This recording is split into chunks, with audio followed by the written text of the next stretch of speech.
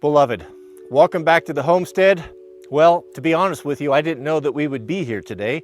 I woke up last night about 2 o'clock and it was pouring down rain, and the Lord has been merciful to us. It is cleared up and we actually have some beautiful light. Today is a big day.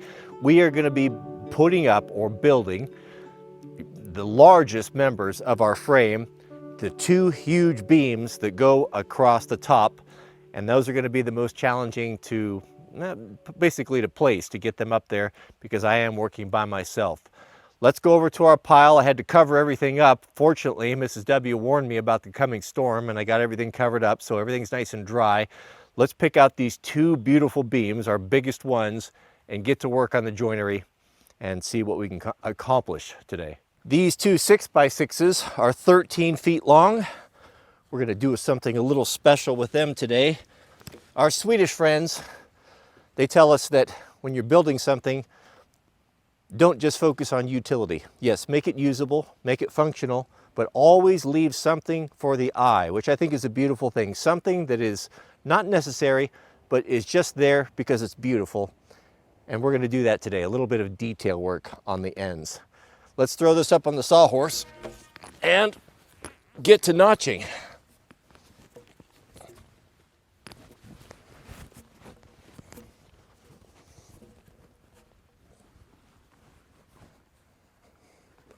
Goodness, what a beauty this is. Since this is going to be one of our key elements that you're going to see front and center right at the front, we want to pick our best side, which is going to be either this side here, look at all that red in there, this side here, or this side, which this has a lot more knot in it. So right here, yeah, that's gorgeous. Right here will be our front. This 6x6 is going to be a weight-bearing member, meaning it's going to be carrying all the weight of the rafters, and we can get 10 feet of snow here, which it needs to be very strong. We want to crown it, make sure it doesn't have any bow in it. If anything that has a bow in it, you want to crown it up. But this is so straight, there's zero crown in it. So we'll just go with it just like it sits. My local sawyer, Mr. Fred, did an exceptionally nice job on these timbers. I know the difference between cutting with timbers made by a professional and one made by Proho. I've got my own sawmill and I have cut my own timbers in the past and they have never been this square. It has made my job so much easier. Guys were asking me, how come, since I have a sawmill, how come I didn't cut my own? And it's because I needed these to be dry. You don't want to frame with wet timber because they'll shrink up and all your joinery, it just loosens up and it's not good. You want it to be dry. So he had dry stuff and that's why I went with that. Now he overcut everything. This one here is, we've got 7 inches extra to work with, which is really nice because we can pick the cream out of it. Like this knot, for example. We'll start always by squaring the ends, and this we have enough because we can cut off 1.5 inches here and we don't have to deal with this knot. A knot in timber, imagine it like a hole. It doesn't have any strength, and over time these will loosen up and actually fall out and you have a big hole there, and that's not what you want, especially on such an ornamental piece like this. So let's square this up and we'll square the other end and then we'll get to work on our joinery.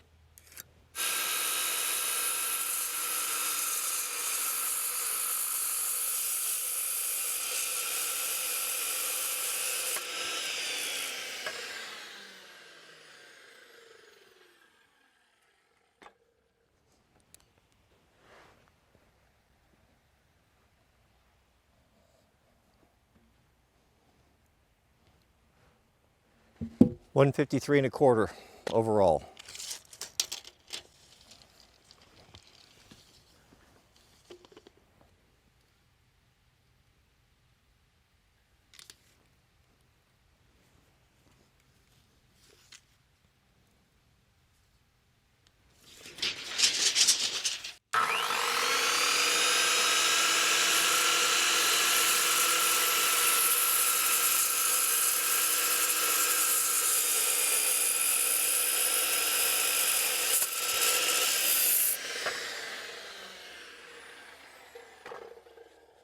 Now we're going to do a little detail, a custom bevel.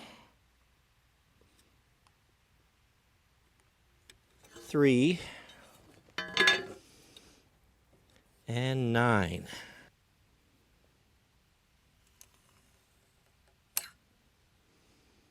This is a bit of a challenging cut, and I do not want to deal with that guard. Not recommended. Don't do this at home.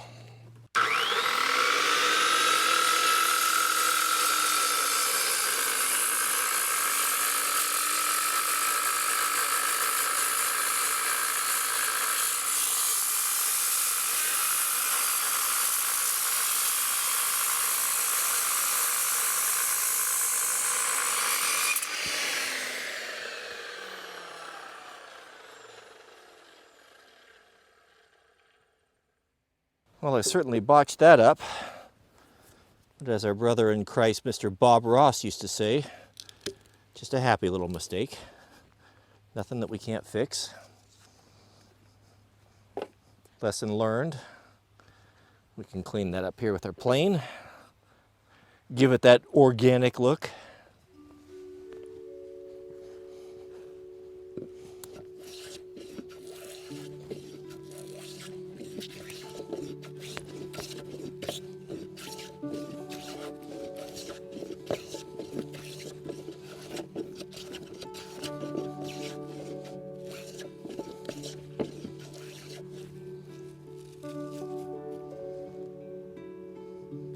These are rags I soak in ballistol.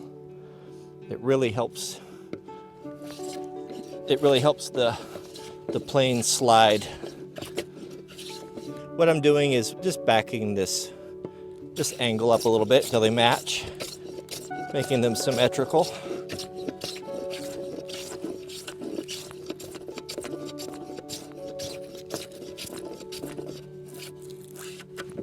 We can do the same thing up front here.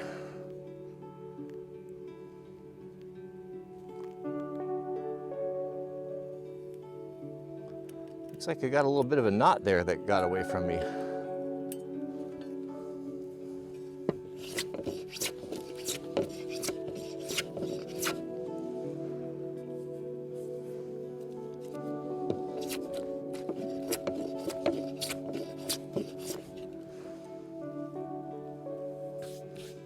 That looks good. Can live with that.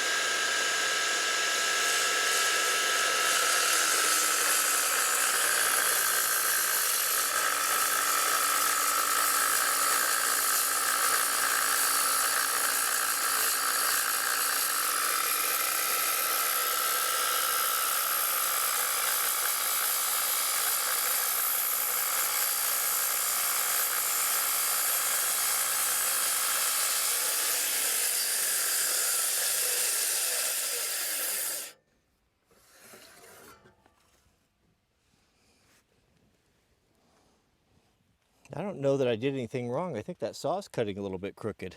I got the same thing going on as last time. But that's just as well. At least they'll match.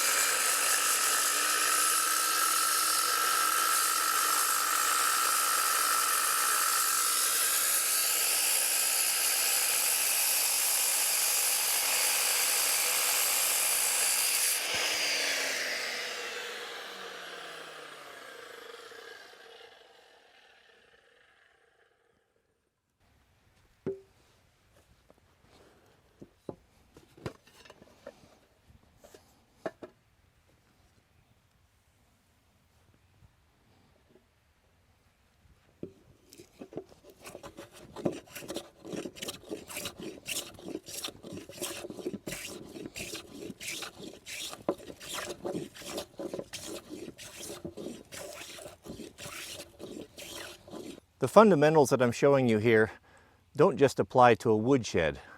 You could build a greenhouse, you could build yourself a nice little office or just a extra space or a small shop. You can make it whatever size you want. You just, the corners and everything is the same. You just add a few feet onto it.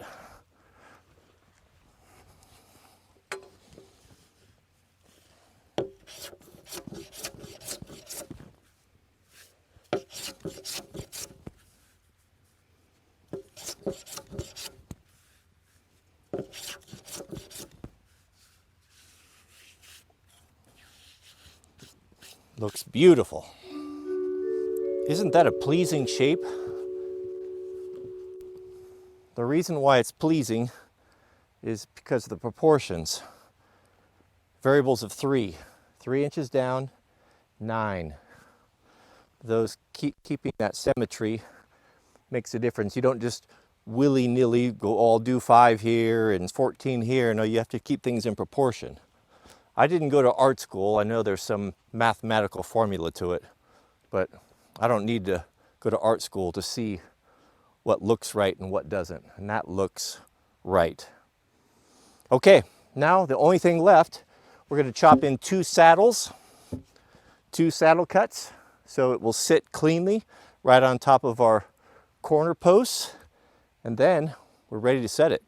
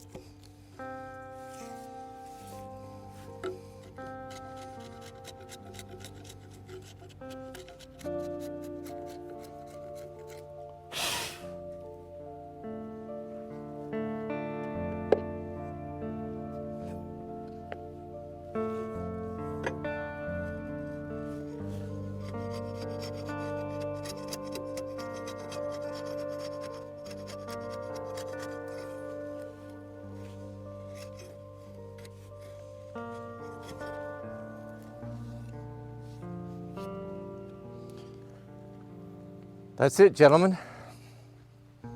It's ready.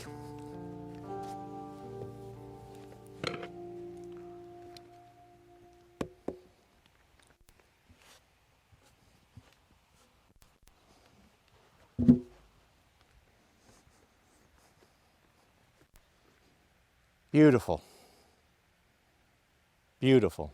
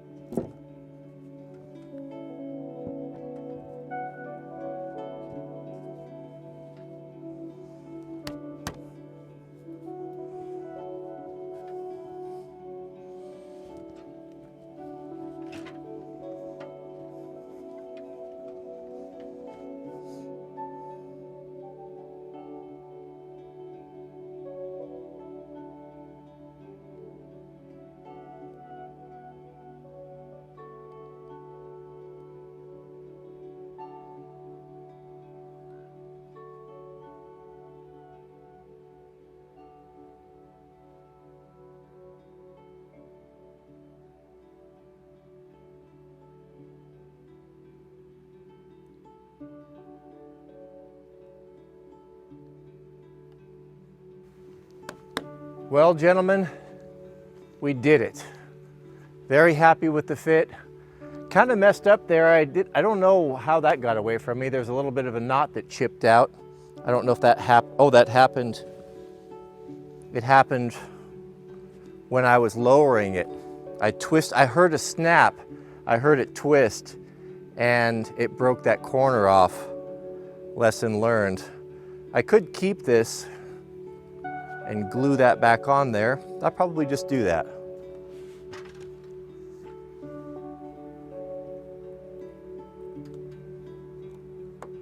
Goodness. We don't want to lose that little piece, do we?